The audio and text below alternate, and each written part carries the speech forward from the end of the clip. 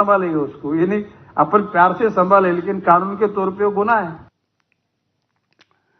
वळूयात पुढच्या बातमीकडे। मुंबईतल्या मेट्रो 3 म्हणजे भुयारी मेट्रो मार्गिकेवरच्या नेहरू सायन्स सेंटर नजीकच्या स्थानकाला केवळ सायन्स सेंटर एवढंच नाव दिल्यानं काँग्रेसनं तीव्र नाराजी व्यक्त केली आहे। मेट्रो 3 मार्गिकेवरच्या स्थानकाच्या नावामधून नेहरूंचं नाव जाणीवपूर्वक काढल्याचा आरोप हा काँग्रेसकडून करण्यात आलाय। तसंच या स्थानकाला नेहरू सायन्स सेंटर असं पूर्ण नाव देण्याची मागणीही काँग्रेसकडून करण्यात आली आहे।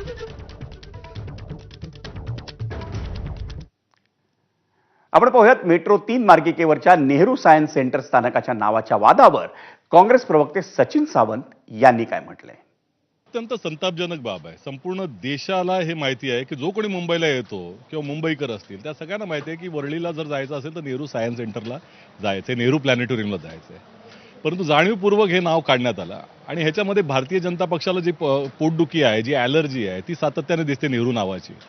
आणि नेहरूंचं नाव अशा तऱ्हेने कमी होणार नाही, त्यांचं कर्तृत्वच एवढं पाहिजे। या देशाला वैज्ञानिक दृष्टिकोन देण्याचं काम, या देशाला विचारांचा पाया देण्याचं काम हे नेहरूजींनी केलेलं आहे। त्यामुळे अशा पद्धतीची जी फुटकळ कामं करतायत त्यांना आबाळावर थुकण्यासारखीच परिस्थिती आहे। दरम्यान मुंबई भाजप अध्यक्ष अमित साटम यांनी काँग्रेसच्या या आरोपांना प्रत्युत्तर दिले। ते नेमकं काय म्हणाले पाहूया ग्राफिक्समधून।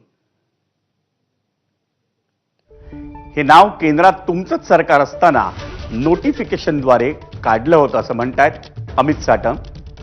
या नोटिफिकेशनमध्ये त्या स्टेशनचं काय नाव नमूद आहे हे एकदा डोळे उघडून बघा असं सांगतायत अमित साटम। आपल्या केंद्र आणि राज्य सरकारनं केलेलं कुठलंही काम जनतेला दाखवण्यासारखं नाही।